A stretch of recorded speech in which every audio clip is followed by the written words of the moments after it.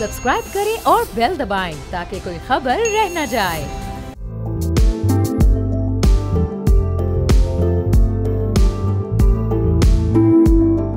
अस्सलाम वालेकुम, मैं हूं जहांगीर। आप देख रहे हैं प्रोग्राम व्यापार। पाकिस्तान ने चीनी पावर प्लांट्स के 100 अरब रुपए से जायद के वाजिबात अदा करने का उसूली फैसला कर लिया है। हुकूमती फैसले से चीन के प्रोड्यूसर्स की वाजिब अदा रकम में 1/4 की कमी हो जाएगी।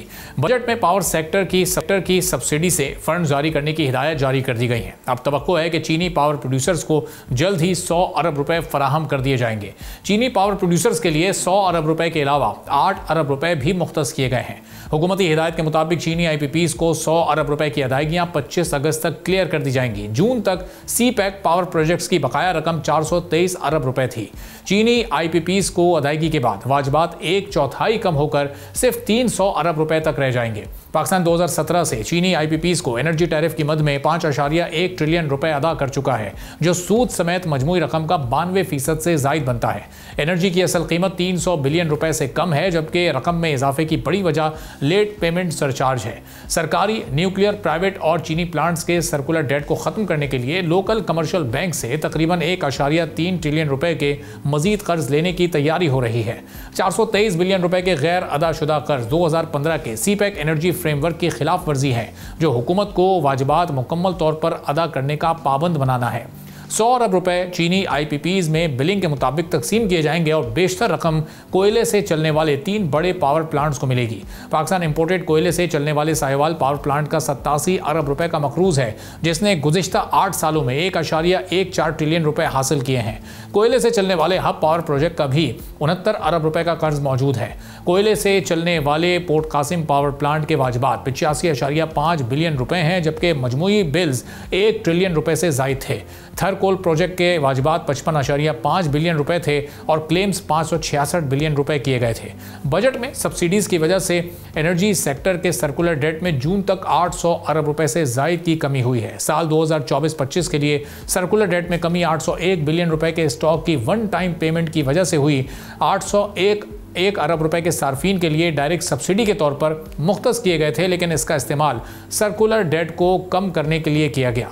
असल में सर्कुलर डेट में तकरीबन 379 अरब रुपए का इजाफा हुआ है। चीनी IPPs को 100 अरब से जायद के वाजिबात अदा करने के बाद SCO समिट 2025 में पाक चीन business to business investment conference के जरिए अब $5 बिलियन की नई इन्वेस्टमेंट मुल्क में लाने की कोशिश की जा रही है। तवक्को है कि SCO समिट के बाद 70 से 75 MOUs साइड लाइन्स पर साइन होंगे और 40 से जायद जॉइंट वेंचर्स भी मंजूर किए जाएंगे। अगर 100 से जायद MOU साइन हुए तो मुल्क में आने वाली सरमायाकारी $5 बिलियन से ऊपर भी जा सकती है। गवर्नमेंट टू गवर्नमेंट चैनल्स के बाद अब बिजनेस टू बिजनेस एंगेजमेंट के लिए पाकिस्तानी एम्बेसी इस वक्त बहुत एक्टिव है, बहुत मुतारिक है।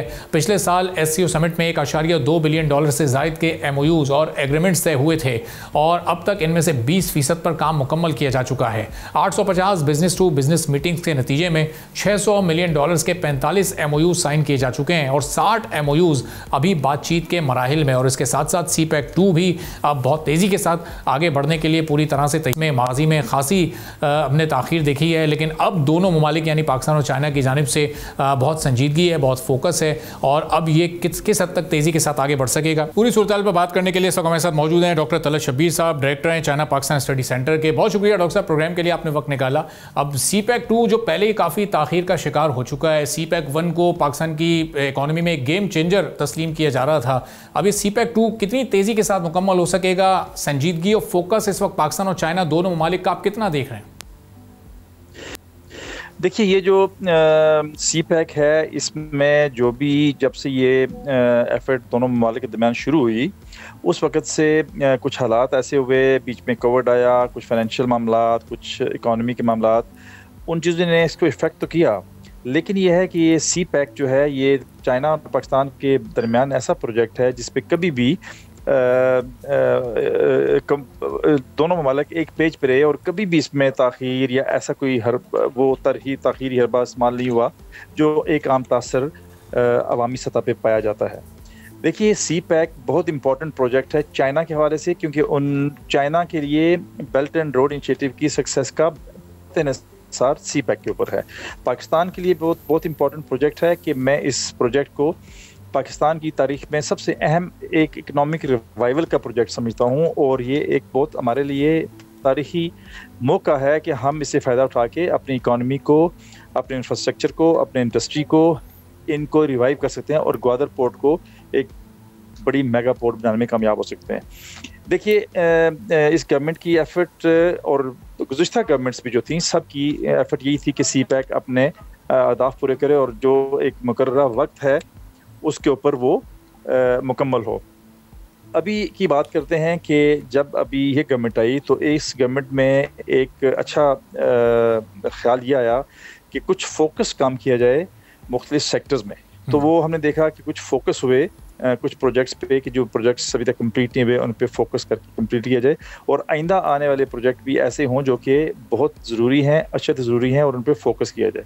CPEC 2 की जब हम बात करते हैं तो CPEC 2 क्या है? CPEC 2 उसी इरादे का रिवाइवल है। ये नहीं है कि कोई नया शुरू होगा, उन्हीं जो मंसूबे थे या जो ख्यालात थे या जो आइडियाज़ थे उन्हीं के ऊपर ये बिल्ड होगा, लेकिन अब तेज़ी के साथ होगा। अभी देखिए, जब भी चीन और पाकिस्तान की क़यादतों की, सियासी क़यादत की आपस में मुलाकात होती है तो उनको ये पॉइंट एजेंडा में बहुत अहम होता है कि आपने CPEC को कैसे जल्द अज जल्द टाइम पे मुकम्मल करना है। तो मेरे ख्याल में चीन और पाकिस्तान के दरमियान अभी जो भी मामला हैं उनमें CPEC एजेंडे पे टॉप पे है, और हम समझते हैं कि ये प्रोजेक्ट दोनों ममालिक की बेहतरी का है और इस पर इंशाल्लाह जल्द अज जल्द काम होगा और पाकिस्तानी कौम को बहुत जल्द अच्छी बातें सुनने को मिलेंगी। और डॉक्टर साहब, ज़ाहिर है पाकिस्तान तो इस वक्त बहुत कीन है, कोशिश है पाकिस्तान की कि जल्द अज जल्द इसके मामलात आगे बढ़ें। चाइना इस वक्त सेटिस्फाई है। हमने चीनी वज़ीर ख़ारजा का भी अभी दौरा देखा, उससे पहले पाकिस्तानी प्राइम मिनिस्टर भी चाइना गए थे, तो ये बहुत तवातुर के साथ अब ये दौरे हो रहे हैं। तो इस वक्त चाइना मुतमईन नज़र आता है पाकिस्तान से? जी देखिए, चाइना ने हमेशा कोशिश की कि वो जो पिटफॉल्स हैं, जो इसके अंदर इम्पेडिमेंट्स हैं, इनको दूर किया जाए और इसके ऊपर स्पीडी काम किया जाए। कुछ मसाइल हैं, अगर आप मुझे फेयर होने की इजाज़त देंगे तो कुछ मसाइल हैं, लाइक सिक्योरिटी एक मसला है, थोड़ा सा जो हमारा ग्राउंड के ऊपर एक इशू है ऑब्जेक्टिविटी का, ये यूँ समझिए कि प्रोजेक्ट्स को कैरी आउट करने का, इम्प्लीमेंटेशन का, उसमें थोड़ा सा इशू है। लेकिन बाय एंड लार्ज देखिए, एक बहुत बड़ा प्रोजेक्ट है और इसमें ताख़ीर बिल्कुल एक्सपेक्टेड थी राइट फ्रॉम डे वन, कि ज़ाहिर है हमारे मुल्क में, अब चीन तो एक डेवलप्ड कंट्री है, चीन के पास स्किल है, चीन के पास एक्सपर्टी है, चीन के पास सरमाया है, चीन के पास कैपिटल है, वो तो कर सकते हैं। लेकिन हमारे मुल्क में चूँकि हमने भी इसमें अपना किरदार अदा करना था, तो शायद हमारे अंदर वो कैपेसिटी नहीं थी जो कि रफ्ता रफ्ता बिल्ड हो रही है। मेरे ख्याल में अब हम काफ़ी हद तक वो कैपेसिटी बिल्ड कर चुके हैं कि अगर हम इसको अभी अच्छे तरीके से करने की पोजीशन में आ चुके हैं, और मेरे ख्याल में अब ये वक्त राइट है कि हम दोनों प्रोजेक्ट्स पे, CPEC प्रोजेक्ट पे अपना काम तमाम मंसूबों के हवाले से तेज़ करें। और डेफिनेटली चाइना तो कभी ना उम्मीद नहीं हुआ, उन्होंने तो हमेशा CPEC के ऊपर जो है ना वो जोर दिया, और जब भी मीटिंग्स हुई तो CPEC को उन्होंने टॉप एजेंडा पे रखा। और डॉक्टर साहब, इस वक्त जो business to business investment conference होनी है पाकिस्तानी डेलीगेशन के जाने के बाद, वो कितने इंपॉर्टेंट हैं? चूँकि इस वक्त बहुत एक्टिवली पार्टिसिपेट इस वक्त कर रही है पाकिस्तानी एम्बेसी, और वो एक्सपेक्टेशन है उनकी कि $5 अरब की इन्वेस्टमेंट हम हासिल करने में कामयाब हो जाएंगे चाइना से। जी, ये बहुत अहम है। देखिए, मेरा ख्याल है कि जो आज भी एक चीन से एक डेलीगेशन मेरे इदारे में आया हुआ था, तो मैंने उनसे यही बात की कि जो बिजनेस है वो बिजनेस टू बिजनेस लेवल पे होगा, गवर्नमेंट टू गवर्नमेंट लेवल पे बिजनेस नहीं हो सकता। ये चूँकि वो पहले जो मॉडल चल रहा था वो G2G चल रहा था, गवर्नमेंट टू गवर्नमेंट, तो वो इतना इफेक्टिव मौसर नहीं है, क्योंकि अल्टीमेटली बिजनेस तो प्राइवेट सेक्टर ने करना है। तो मैंने जोर दिया कि हम जो प्राइवेट सेक्टर है पाकिस्तान का भी और चीन का भी, उनको फ़ाल किया जाए और उनका जो आपस में कोऑर्डिनेशन है, इर्तबात है, उसको मजबूत किया जाए। उसकी कोऑर्डिनेशन के नतीजे में ही हम इन सारे प्रोजेक्ट्स करने में कामयाब होंगे, और ये जो इन्वेस्टमेंट भी आएगी ये भी बिजनेस टू बिजनेस आएगी। तो ये बिजनेस टू बिजनेस मेरा ख्याल ये है कि जो $5 अरब है, ये कम है अगर आप हुजम देखें, और उसका सारा जो ट्रेड है या जो प्रोजेक्ट्स चल रहे हैं या जो भी इन्वेस्टमेंट के पॉइंट ऑफ व्यू से हम बात करते हैं, तो ये बहुत कम है। मेरे ख्याल में ये काफ़ी ज़्यादा हो सकता है। और लेकिन यह प्राइवेट सेक्टर को मुकम्मल इसमें ऑन बोर्ड करना पड़ेगा, उनको मुकम्मल तौर पे फाल करना पड़ेगा। और चीन को भी ये बताया जा रहा है जी कि हमें अभी B2B कोऑपरेशन की तरफ जाना होगा, क्योंकि G2G में तो जो भी हमने करना था वो हम कर चुके हैं। अब B2B करेंगे, ताकि उससे ये होगा कि हमारा जो इन्वेस्टर है, हमारा जो ट्रेडर है, हमारा जो इंडस्ट्रियलिस्ट है, हमारे यहाँ जो लोग बिजनेस में इन्वॉल्व हैं, वो भी फ्लरिश करेंगे ना, वो भी अपना बिजनेसेस को रिवाइव करेंगे। तो उससे एक्चुअली हमारा इकोनॉमी को जो है वो सहारा मिलेगा और इकोनॉमी बूस्ट होगी। तो इसमें मेरे ख्याल में ये बहुत अच्छी एफर्ट होने जा रही है, और मैं उम्मीद करता हूँ कि जो इस एक्सपेक्टेशन रखी जा रही है उससे ज़्यादा ही कर सकेगी। और डॉक्टर साहब, हमने ये देखा भी है कि बिज़नेस टू बिज़नेस में चाइनीज़ इन्वेस्टर का अच्छा खासा एतमाद इस वक्त पाकिस्तान में और पाकिस्तान की मार्केट में है भी। कुछ ऐसे सेक्टर्स हैं जिनको वो यहाँ पर भी एक्सप्लोर करना चाहते हैं। हमने इलेक्ट्रिक व्हीकल्स के इंफ्रास्ट्रक्चर के बारे में उनकी इन्वेस्टमेंट के से मुतालिक सुना है। फिर पूरे मैन्युफैक्चरिंग प्लांट्स यहाँ लगाने का इस वक्त वो इरादा रखते हैं। और फिर जो इस वक्त टैरिफ उन पर अमेरिका की जानिब से आयद हुआ है, तो पाकिस्तान उनकी नेक्स्ट डेस्टिनेशन इस सिलसिले में हो सकती है, अगर उस पाकिस्तान के कम टैरिफ का उन्हें फ़ायदा उठाना है तो। जी बिल्कुल हो सकती है। अच्छा, ये टैरिफ का मामला है, जो अमेरिकी पाबंदियों का मामला है, टैरिफ हाइक का मामला है, ये थोड़ा सा सेंसिटिव मामला है। ये शायद इसके तनाज़र में तो वो ना हो सके जो हम सोचते हैं कि इंडस्ट्री यहाँ पे लगेगी और फिर यहाँ से एक्सपोर्ट्स होंगी। वो शायद इस पे ज़ाहिर है, वो बड़े ममालिक हैं, उनकी आपस में एक टैरिफ की जंग चल रही है, उस पर शायद इसमें मुसलसल चैलेंजेस का सामना रहेगा। लेकिन जो इंडस्ट्री की रीलोकेशन है, फॉर एग्जांपल आपने ईवी कार की बात की, इलेक्ट्रिक व्हीकल्स की बात की, अब वो इंडस्ट्री यहाँ आ सकती है। मैं काफ़ी सारे लोगों के साथ ऐसे मेरी बातचीत हुई जो यहाँ पे इंटरेस्टेड हैं, वो ईवी कार के ऊपर काम करना चाह रहे हैं। अब मसला ये होता है कि हमें देखना पड़ेगा क्या हम उस इंडस्ट्री को यहाँ पे फैसिलिटेट कर सकते हैं, नंबर वन। क्या उस इंडस्ट्री का यहाँ पे जो हमारी पहले से मौजूद इंडस्ट्री है उसके अंदर, उस इकोसिस्टम के अंदर वो डॉवटेल हो सकते हैं। मिसाल इसकी ये है कि एक गाड़ी जो 30 लाख की मैन्युफैक्चर हो रही है पाकिस्तान में और बिक रही है मार्केट में, उसी की मुकाबले की गाड़ी जो है अगर वो 10 लाख में बनेगी, तो ये जो प्राइस का डिफरेंस होगा, इसको एड्रेस करने के लिए मैकेनिज्म क्या बनेगा। और ये जो, चूँकि आप जानते हैं हमारे यहाँ तो ये बहुत बड़ा एक माफिया है जो इसको हैंडल करता है। तो हमें मेरे ख्याल में ये इंडस्ट्री को रीलोकेशन या चाइनीज़ के इंटरेस्ट जो हैं उनको मीट करने के लिए बहुत बड़ी स्ट्रक्चरल रिफॉर्म्स की ज़रूरत होगी अपने मुल्क में, कि हम इस तरह की इंडस्ट्री को in the good of public of course कैसे हम यहाँ पे अपने सिस्टम के अंदर लाएं और उनको यहाँ पे वो मौके दें, और उसके नतीजे में ज़ाहिर है हम अपने लोगों के लिए भी सहूलत करें और अपने लोगों के लिए भी बिजनेस के मौके पैदा करें। डेफिनेटली ईवी कार और कोई भी इंडस्ट्री जिसमें चीनी यहाँ पे आना चाहते हैं, अगर पाकिस्तानी उसके अंदर जॉइंट वेंचर्स में आते हैं तो ये बहुत बड़ा एडवांटेज होगा पाकिस्तान को, और दोनों ममालिक के जो बिजनेस के लोग हैं उनको बहुत बड़ा इसका एडवांटेज होगा ऐसा करने से। बहुत बहुत शुक्रिया। तलत शब्बीर साहब हमारे साथ मौजूद थे, गुफ्तगू आपने सुनी। और अब खुर्रम हुसैन साहब इकनॉमिक एक्सपर्ट हैं, हमारे साथ मौजूद हैं। चूँकि SCO कॉन्फ्रेंस और CPEC के फ़ेज़ 2 को जो अब बेहतर पेस के साथ चलाने की इस वक्त तवक्कुआत ज़ाहिर की जा रही हैं, उसके अलावा एक और बड़ी अहम कॉन्फ्रेंस भी यहाँ पर होनी है, और उसमें उम्मीद यही है कि जो बिज़नेस टू बिज़नेस इस कॉन्फ्रेंस के ज़रिए तकरीबन $5 अरब पाकिस्तान में चाइनीज़ इन्वेस्टमेंट की तवक्को इस वक्त पाकिस्तानी कंपनीज़ की जानिब से, बिज़नेस कम्युनिटी की जानिब से की जा रही हैं। तो ये कितना इम्पैक्ट इस वक्त क्रिएट कर सकेगी और कितना कामयाब दौरा ये CPEC के तनाजुर में और इस इन्वेस्टमेंट को लाने के तनाजुर में इस वक्त का हो सकता है, इस पर हम गुफ्तगू करेंगे खुर्रम हुसैन साहब से। बहुत शुक्रिया खुर्रम साहब, प्रोग्राम के लिए आपने वक्त निकाला। अभी जो B2B कॉन्फ्रेंस होनी है और उसमें एक्सपेक्ट ये किया जा रहा है कि $5 अरब की सरमायाकारी मजीद चाइना पाकिस्तान में कर सकता है। तो ये किन किन शोबों में खुर्रम साहब हो सकती है, और क्या वाकई ये इम्कानात हैं कि ये मुकम्मल तौर पर पाकिस्तान हासिल करने में कामयाब हो जाएगा? जी देखिए, पहला सवाल तो वही है जो आपने दूसरा पूछा है, जो सेकंड आपका सवाल है कि ये वाकई में हो रहा है या नहीं हो रहा। क्योंकि पहले भी हम लोगों ने 2021 में ये बातें सुनी है कि CPEC को रिवाइव करने जा रहे हैं और ये वो, और अभी चंद महीने पहले भी वज़ीर आज़म साहब खुद गए थे चाइना और यही बातें हम लोगों ने सुनी थी तब भी कि CPEC को रिवाइव करने जा रहे हैं, CPEC 2 आ रहा है, लेकिन फिलहाल तो कुछ नहीं आया। अब आप एक चीज यहाँ पे कि CPEC को रिवाइव करने की और CPEC 0 की जितनी बातें हैं वो पाकिस्तानी साइड से हो रही हैं, ठीक है, चाइनीज साइड से मुझे कहीं पे नजर नहीं आ रहा कोई चाइनीज ऑफिशियल स्टेटमेंट्स में सीपैक के रिवाइवल के। अगर एक आध जगहों पे कोई जुमला शुमला उन्होंने बोल भी दिया हो, लेकिन उसे कहीं मुझे नजर नहीं आ रहा कि चाइनीज जो है वो कोई बात कर रहे हो उसके बारे में। और यही चीज पहले भी हुई है 2019 और 2021 में। तो फिलहाल तो मुझे कोई वो तवक्को नहीं है कि इस पे वाकई में कुछ होएगा, लेकिन देख लेते हैं, क्या पता शायद ये विजिट करें और शायद वापस आए तो बड़ा कोई इंटरेस्ट एकदम से पैदा हो गया हो पाकिस्तान में इन्वेस्ट करने का। सही। तो ये जो फर्स्ट फेज रहा खुर्रम साहब, और वो जो स्लो डाउन हुआ सीपैक का फर्स्ट फेज भी, और फिर दूसरा फेज तो बहुत ही ताख़ीर का शिकार हो गया, तो उसकी फिर क्या बुनियादी वजूहात आपकी समझ आती हैं कि चाइना का as investment point of view यहाँ पर थोड़ा कॉन्फिडेंस लो हुआ है? दो चीजें हुई थी उसके बाद। एक तो कि जो चाइनीज ने जो प्रोजेक्ट्स यहाँ पे लगाए थे वो फाइनेंशियली वायबल, जो उनकी वायबिलिटी थी वो चाइनीज को नजर नहीं आई।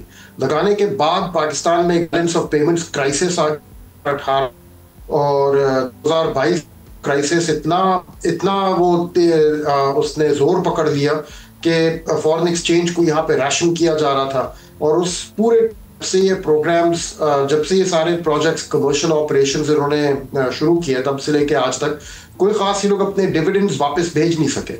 तो सर्कुलर डेट में इनके पावर प्रोजेक्ट्स जो है वो फंस गए और आज तक उनकी पेमेंट्स नहीं हो सकी।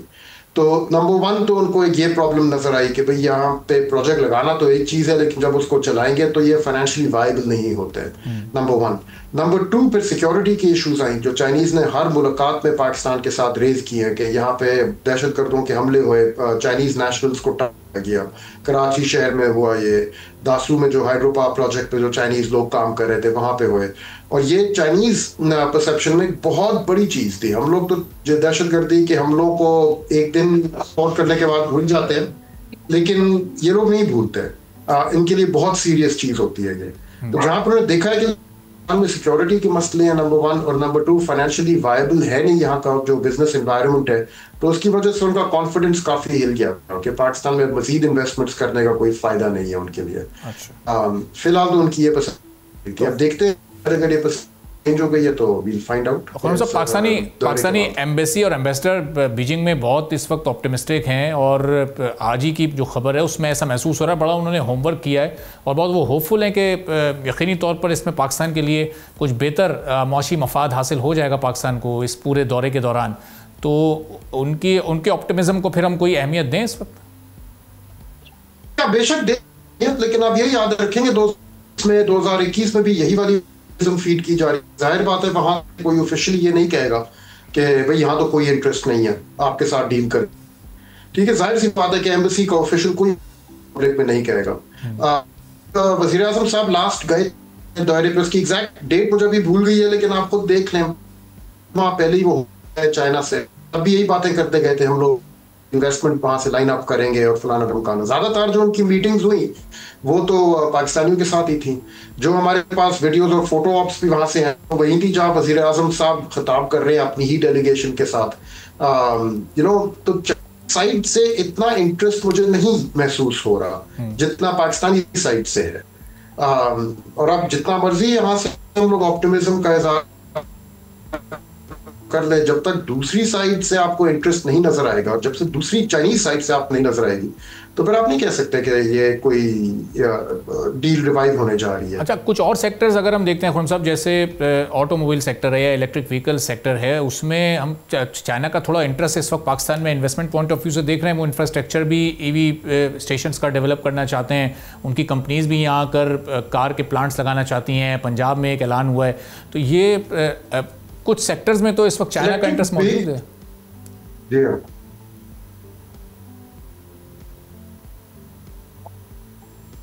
जी हाँ, कुछ इंटरेस्ट में, लेकिन आप वो देखें कि चाइना का इतना ज्यादा इंटरेस्ट नहीं है जितना ये लोकल डोमेस्टिक इन्वेस्टर्स का है।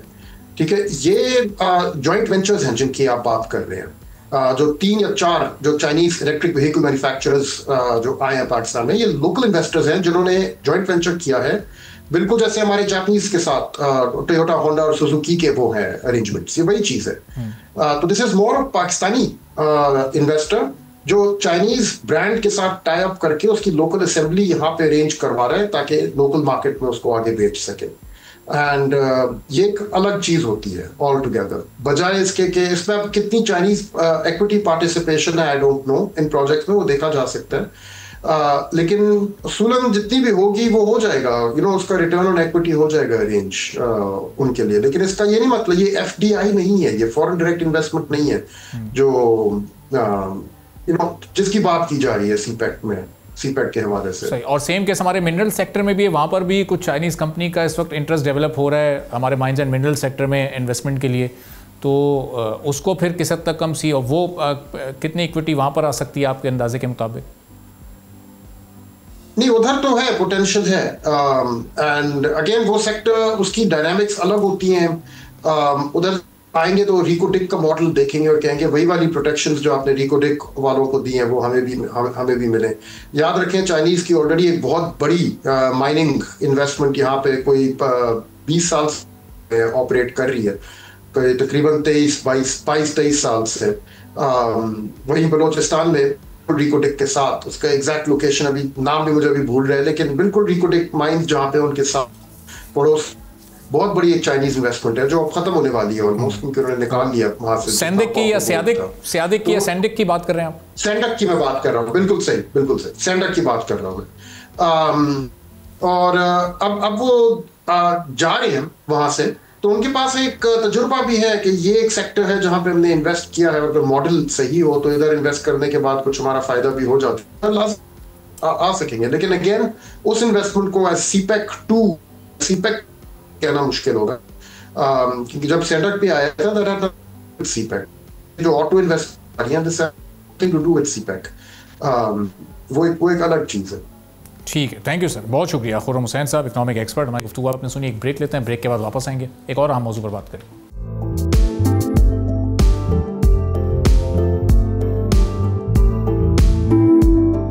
एक बार फिर आपको प्रोग्राम में खुशामदीद कहेंगे। अब नया माली साल इस वक्त शुरू हो चुका है। पाकिस्तान के माशी चैलेंजेस इस नए माली साल में कितने बढ़ेंगे, कितने अंडर कंट्रोल रहेंगे? हम देख रहे हैं कि इस वक्त इंटरनेशनल रेटिंग एजेंसीज पाकिस्तान की रेटिंग्स को मुस्तहकम करार दे रही हैं, पॉजिटिव अंदाज में सिलसिला आगे बढ़ रहा है। हम ये देख रहे हैं कि सारे जो मैक्रो इंडिकेटर्स हैं हुकूमत के मुताबिक वो भी इस वक्त अंडर कंट्रोल हैं, और आलमी सतह पर भी हम देख रहे हैं कि बहुत सारी दिलचस्पियाँ इस वक्त पाकिस्तान में इन्वेस्टमेंट को लेकर सामने आ रही हैं। मुख्तलिफ सेक्टर्स में इस वक्त दुनिया की बड़ी मईशतें बहुत दिलचस्पी का मुजाहरा कर रही हैं। अमेरिका में हमने देखा कि पाकिस्तान एक बेहतर इस वक्त टैरिफ की परसेंटेज है वो हासिल करने में अपने कॉम्पिटिटर्स के एतबार से कामयाब हो गया है। तो अब ये सारी चीज़ें मिलकर अगले इस एक साल को उसके जो चैलेंजेस हैं उसको मज़ीद कितना कम कर सकती हैं, और आगे का सफ़र पाकिस्तान का जो माशी सफ़र है वो कैसे मज़ीद बेहतर हो सकता है, पर हम बात करेंगे। अशफाक तोला साहब साबिक वज़ीर मुमलिकत हैं, हमारे माशियात हैं, हमारे साथ मौजूद हैं। अशफाक साहब, बहुत शुक्रिया सर, प्रोग्राम के लिए आपने वक्त निकाला। अब ये जो इंडिकेटर्स हैं इस वक्त के महंगाई बड़े हद तक कंट्रोल में, बेस प्राइस बढ़ चुकी है, वो एक अलहदा बात है। इसके साथ साथ हम देखते हैं कि इंटरेस्ट रेट हुकूमत के मुताबिक, स्टेट बैंक के मुताबिक हाफ हो चुका है, अंडर कंट्रोल है, लेकिन बिजनेस कम्युनिटी कहती है अभी भी वो हायर साइड पर है। जो रेटिंग एजेंसीज़ हैं वो हमारी रेटिंग्स को मुस्तकिल बुनियादों पर एक पॉजिटिव सिमत में आगे बढ़ा रही हैं। तो ये सारी चीज़ें मिलकर हमारी मईशत को किस तरह से ग्रोथ की तरफ ले जा सकती हैं? स्टेबिलिटी अभी आपकी नज़र में मौजूद है? जी, बिस्मिल्लाहिर्रहमानिर्रहीम, थैंक यू सर। देखिए, स्टेबिलिटी मैं आपके प्रोग्राम में भी या मीडिया में पहले भी कह चुका हूँ, it is just because of the currency is stable, और आपकी जो कमोडिटी प्राइसिंग है वो इतनी नहीं बढ़ी है, तो स्टेबिलिटी तो आनी थी, और ये तो पे लिखा हुआ था। तो आपने कमाल नहीं किया अगर उस वक्त आप करते कि अगर आप इसमें कमी लाते और मेरा ख्याल है डिफ्लेशन करते, मेरा ख्याल है जिसकी गुंजाइश भी थी। तो देखिए, आदती एतबार से अगर आप मुझसे पूछेंगे तो बहुत बात है आ रही है चीज कि कम है। मैंने आपको पहले भी कहा था, न्यूमरेटर और डिनोमिनेटर की गेम है, और हर इन्फ्लेशन की वजह से जब आप करेंसी स्टेबल रखेंगे ऑब्वियसली सारी चीजें इसके रिपल इफेक्ट्स आ रहे हैं। तो वो तो कोई इतना मेरा ख्याल है बड़ा कमाल नहीं है। अगर स्टेट बैंक थोड़ा महंगा डॉलर ना खरीदती और अगर 235-240 तक खरीदती तो मेरा ख्याल है आज और मजीद बेहतरी आती, और आज आपका फिस्कल डेफिसिट भी कम हो जाता, आज आपकी सतह गुर्बत भी कम हो जाती। आपका आज शायद अगर एक्सपोर्टर्स को टाइमली कंपनसेट कर देते और उनकी इंपोर्ट कॉस्ट में शायद कमी आ जाती, तो शायद एक्सपोर्ट के ऑर्डर भी ज़्यादा आ जाते और आप टैरिफ पे ज्यादा बेहतर तरीके से नेगोशिएट कर सकते थे। तो हैविंग सेड दिस, मेरा ख्याल है चले कुछ ना सही, कम से कम ये जो तूफान था महंगाई का वो थम तो गया है। तो अशफाक साहब, जो अभी टैरिफ आपने कहा बेहतर तरीके से उस पर निगोशिएट हो सकता था, ये 19% का जो टैरिफ हमने अभी अमेरिका से हासिल किया और हमारे कॉम्पिटिटर्स इस वक्त बांग्लादेश या वियतनाम 20 पर, लेकिन उनका कॉस्ट ऑफ डूइंग बिजनेस, हमारा कॉस्ट ऑफ डूइंग बिजनेस एक बड़ा वाज़ेह फ़र्क है। तो ये कैपिटलाइज कर सकेंगे हम आने वाले दिनों में, या ये 19% भी हमारे लिए बड़ा भारी पड़ जाएगा? देखिए, इस पे तो लिंक करेगा एक्सपोर्टेबल सरप्लस आपके पास है कितना। मैं जहां तक समझता हूँ कोई इतना सच एक्सपोर्टेबल सरप्लस हमारे पास है ही नहीं कि जिसके लिए हम दौड़ लगाएं इतनी। ये तो आपका तो टेक्सटाइल जब जाता है 60 to 65%, वो तो कॉटन के रेट पे जाता है, बिकॉज कि अब आप देखें कॉटन की फसल आपकी कम हो गई है और आप इम्पोर्टेड कॉटन पे रिलाई कर रहे होते हैं। तो मेरे ख्याल से मुझे नहीं समझ पड़ता, बल्कि मुझे लग रहा है जो इम्पोर्ट करेंगे वो बड़ा महंगा होगा। मेरे नजदीक मुझे इस बात की शदीद जरूरत है कि मैं अगर कोई भी चीज़ है ऐसी कोई करनी है तो मैं ऐसा काम करूं कि जहां पर मेरा एक्सपोर्टेबल सरप्लस बढ़े और उसके बेसिस पे मैं कोई काम करूं, तो मुझे मेरा ख्याल है ज्यादा इंपॉर्टेंट और अच्छी चीज लगेगी। आप इंपोर्ट करेंगे ऑयल $4 से $5 तो आपको वैसे ही ज्यादा देने पड़ेंगे, तो उसका क्या फायदा होगा मुझे बताया। तो अशफाक साहब, ये अब प्लानिंग मिनिस्ट्री और उसने प्लानिंग कर दी, उड़ान पाकिस्तान नाम का प्रोग्राम लॉन्च कर दिया, 5 साल के टारगेट सेट हो गए। अब जो रिफॉर्म्स करनी थी इस गवर्नमेंट को या इससे पहले वाली गवर्नमेंट्स को भी, एक रिफॉर्म कमेटी बनी थी, आपने बड़ा फाल उसमें किरदार अदा किया था, तो वो ड्यू रिफॉर्म्स अभी चल रही हैं, अभी हो रही हैं, उनकी रफ्तार ठीक है, उनको सामने रखते हुए ये अपने टारगेट्स हासिल किए जा सकते हैं? एक्सपोर्टर्स को अभी भी कुछ इंसेंटिव्स ऑफर करने पड़ेंगे गवर्नमेंट को, या ये अभी मामला सेट जा रहे हैं?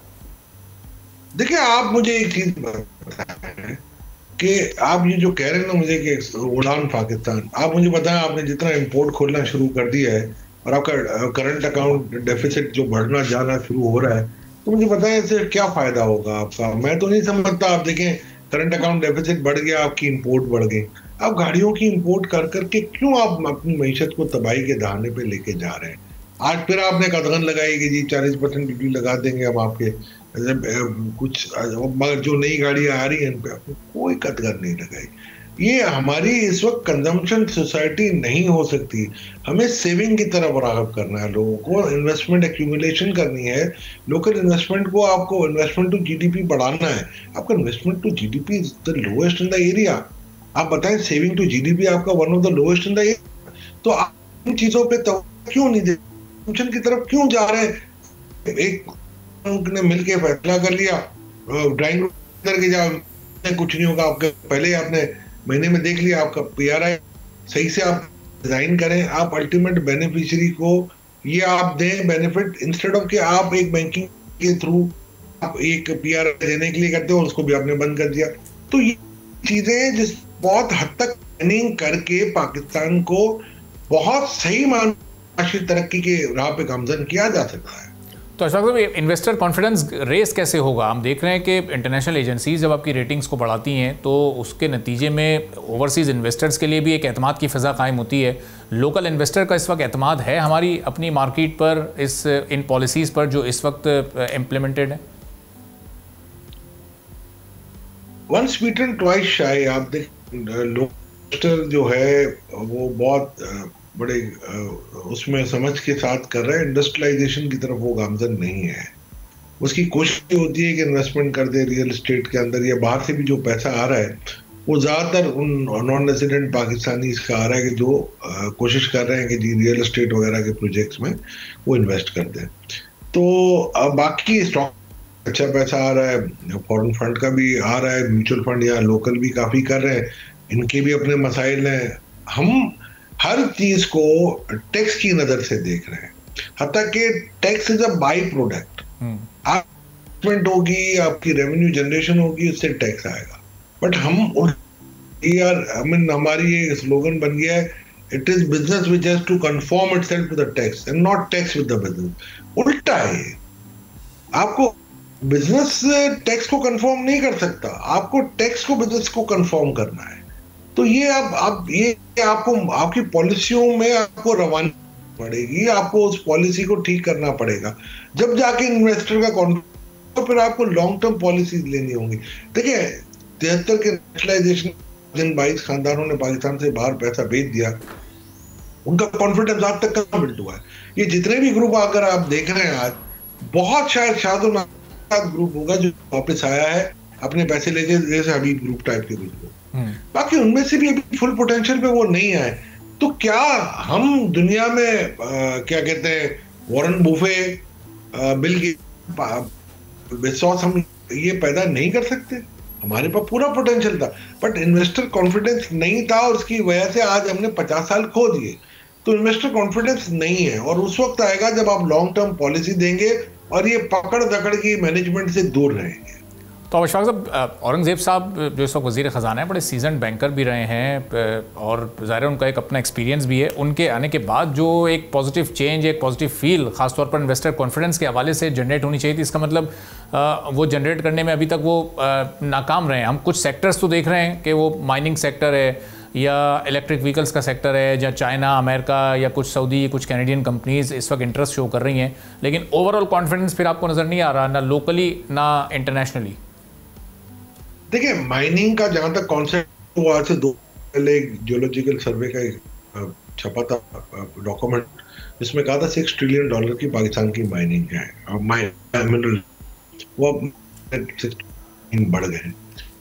2 वजूहत से ज़खायर मिले होंगे, दूसरा ये है कि आपकी जो प्राइसिंग है वो काफ़ी बढ़ गई है। तो इट्स अ गुड ओमन, इट्स अ गुड ओमन। मैं समझ रहा हूँ अगर हमें भी ऐसे रिकॉर्ड बात कर रहे हैं कि अगले साल से हम $3 बिलियन का एक्सपोर्ट शुरू कर देंगे, तो it's a good sign for Pakistan. But आपको नीश मार्केट आपको जो अगर देखनी है इन्वेस्टर कॉन्फिडेंस के लिए, तो वो पाकिस्तान की जो ग्रोथ है, जहां पर आप एम्प्लॉयमेंट जनरेट कर सकते हैं, जो सीजनल एम्प्लॉयमेंट होती है, जैसे कि आपकी कंस्ट्रक्शन है या तो जैसे आपकी एग्रीकल्चर है, उसमें कहां से आप बूस्ट ला सकते हैं, उसको कैसे इंसेंटिवाइज कर सकते हैं। आपको मुझे बताइए कि with this sort of account deficit और import driven import led economy की अगर आप ग्रोथ कराएं, तो फिर again you will the fate will be the same, nose dive हो जाए पैसे पास में। औरंगजेब साहब अपनी ट्राई कर रहे हैं, बट आप ये देखें strings are being pulled under a different programme, IMF। अब IMF कुछ लोगों का है ख्याल के बहुत जरूरी है, जैसे ख्याल है कि शायद इतना जरूरी है। तो अगर आपको जरूरी है भी, तो भी limit to adhere to anything. ये तो नहीं हो सकता सिर्फ IMF के कहने के ऊपर पाकिस्तान की मईशत को पूरा दाव पे लगा दें। सही, थैंक यू सो मच, बहुत बहुत शुक्रिया अशफाक तोला साहब। साबिक गुफ्तगू आपने सुनी, इसी के साथ नाज़रीन आज के प्रोग्राम से इजाज़त दीजिए। अल्लाह हाफ़िज़।